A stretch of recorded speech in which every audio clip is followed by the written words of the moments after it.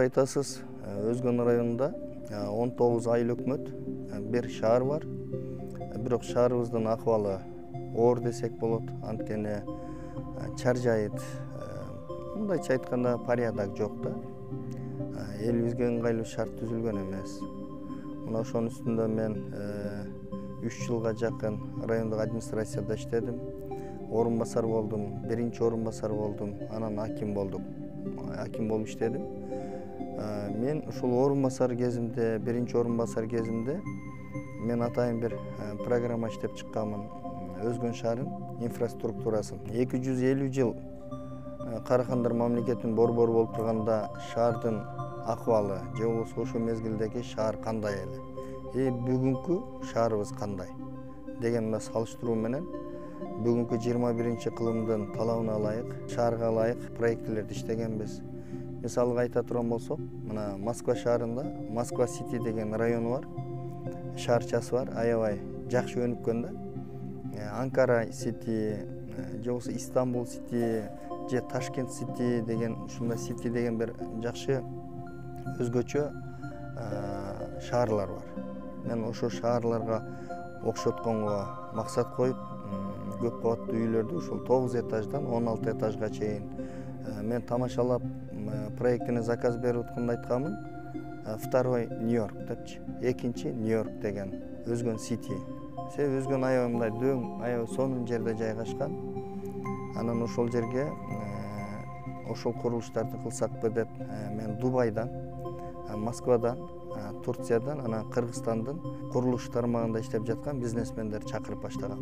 Максатым ушул өзгөн шаарына ошо көп улуттарды ынтымакчылыкка чакыруу максатында ушул өзгөн Сити деген шаарча курайын деген максат кылгам.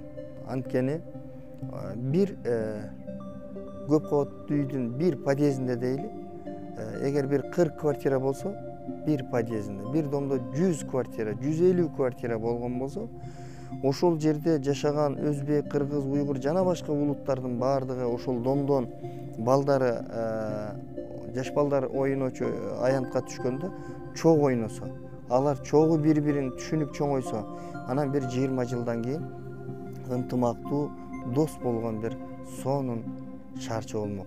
Дос болгон бир улуттар арасында бир достук түзүлмөк.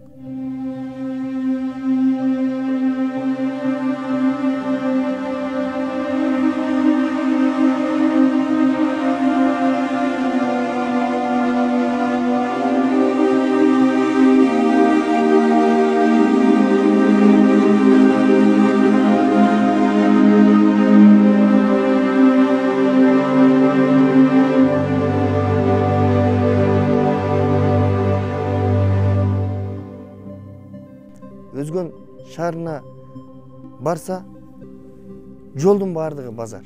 Ошол жолдо мыйзамсыз соода кылып аткандарды мен ошолордун келечек ден соолугу үчүн аракет кылып атсам, алар мени жаман көрүп атышты да. Эмне үчүн келечек ден соолук? Анткени алар жолдун боюнда миңдеген машина өтөт. Алардан ис газ чыгат. Ошо газды жутуп отуруп атышпайбы? Мына Өзгөй базары 4 гектар жерде турган болсо, 5 гектар. Ал жерде бир 2000 адам иш менен камсыздалып аткан болсо, дагы бир 500 миң деген адам жолдун боюнда соода кылып атат. Мен көчүрүп чыгарам деген жак. Бул трансформациядан чыккан. Базар салынсын деген жерде 9 гектар. Жанында Дордой базары 5 гектар, 14 гектар жерге көчүрүп чыгарам деп атпаймынбы? Ал жерде 2000-3000 адам эмес, ал жерде 10 миң адамдык орун болот. Андан калса жана 2 кабаттуу торговый центр болуп атпайбы? Кыштын күнү да жылуу жумшак отуруп атпайбы соодагерлер? Жайдын күнү болсо көлөкөдө отурат, жамгыр жаабайт, үстүнөн кар жаабайт. Мына ошондой шарттарды түзүп берейин деген жакшы ниетимди элге туура жеткирбей коюшту. Жогору жака дагы туура эмес маалыматтарды жеткиришти. Анан алар ойлоду, болот, өзүнө тыйын иштеген атат деп. Жок, мен курсагым бир сындырымдан бир чайнек чайга курсагым тое турган адам. Өзгөн району 280 миң калк жашайт. Бул бир область деген сөз. Ошондой областка тете районду оңдош керек болчу. Мен базарды сыртка алып чыгып, ал жерде деген 2 кабаттуу соода үй борбору курулмак. базарга келсем жаш балдарын ээрчитип алып жүргөн келиндерди көрчүмүн, жеңелерди көрчүмүн. Үйүндө карай турган адамы жок, айласы жок, ээрчитип жүрөт. Ошолор келип соода кылып атканда жаш балдар ойноочу аянтка киргизип коюп баласын кең кесири соодасын кылып, анан чыгып кетип атканда баласын алып кете турган шарт түзөйүн деген. Себеби 21-кылымдын талабы бул. 21-кылымдын талабы адамдарга ыңгайлуу шарт түзүү. Бирок биз 19-кылым боюнча жашап атканыбыз жанды кейти. Мына мен Өзгөн шаары деп сыймыктанган Борбор квартал деп коюшат. Ошол Борбордо көп кабаттуу 4 кабаттуу үйлөр бар. Ошолордун жертөлөлөрүндө 50 сантиметр суу турат. Бүгүнбү эртеңби кулап калсак 1000 деген адам ошол жерде жабыр тартат. Мына ошолордун бардыгын тазалап чыгыш үчүн ошолорду шаардын башкармасы менен канча көрүштү. Бардык жетекчинин крышасы кайра эле жогору жакта болуп атпайбы? Районго аким деп коюп койгон менен, акимге бардыгы баш ийет деген менен бардыгынын эле крышасы кайра эле жогору жак болуп атпайбы? Аким биресе десе эле ал жактан чалып суранып атышпайбы? Мен ошолорго каршы болуп, жок суранбагыла, бул иш жасай албайт экен, бул иштен кетиш керек, бул иштей албай атат, мынаны аткарган жок. Мына ошо менен күрөшүп атып, жаман көрүндүм. Өзгөн районунда стадион бар.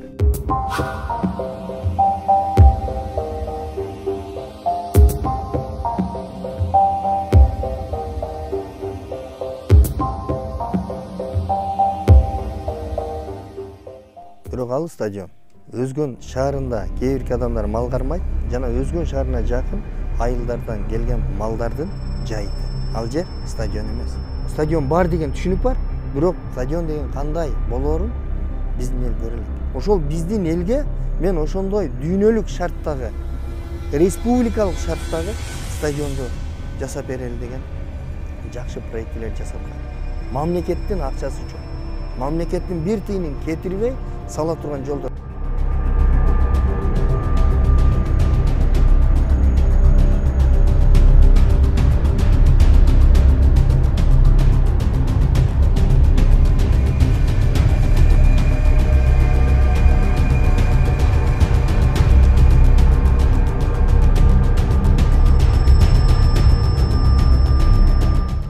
Жанында парк бар. Парк деген түшүнүк бар. Бирок парк кандай болгонун көрө элек. Ал парк эмес, бүгүнкү күндө лөөлүкана. Лөөлүкана десем балким таарынышы мүмкүн. Тазалык жок, чаржайып, жаш балдар бир көңүлүн ачып, бир сейилдеп гүл өскөн жерде бир баласын жете эле ойното турган шарт жок. Бүт бизнеске айланган, чайканаларды куруп беришкен, бир туалетинин бир шарты жок. Ал жерге бир турист келип парк экен деп чыгып туалетине кирсе, туалеттен чыга албай калышы мүмкүн. Мен ушинтип эле грубый айтышым мүмкүн. Ошол ажатканадан чыкпай, ошол жерде жан бериши мүмкүн кээ бир турист. А мен ошол жерде бир башкача кылып оңдой турган, шарттар түзүлө турган жакшы проектилер жасагам.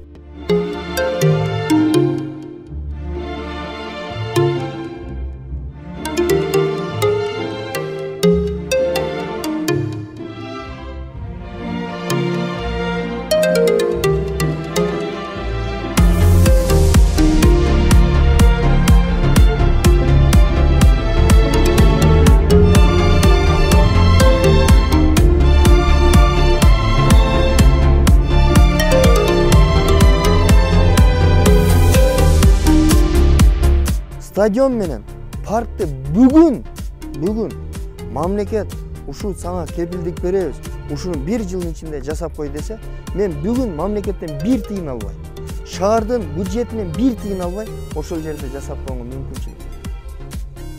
Мен ал сырды, ал нерсени мен айтпайм, анткени мен анын жолун мен тапкам. Кантип жасап